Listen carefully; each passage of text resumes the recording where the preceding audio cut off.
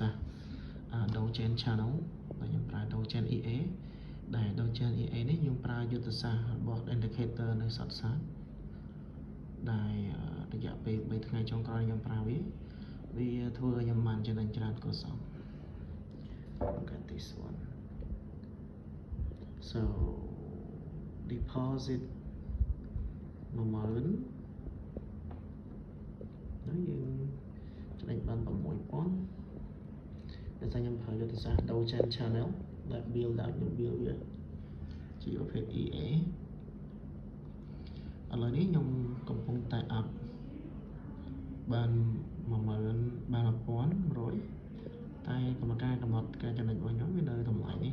គឺខ្ញុំយក4000 point ជាង4200 point waiting ហើយឥឡូវ stop loss ខ្ញុំ move ឡើងដល់លើហើយគឺនៅក្រោយmiddle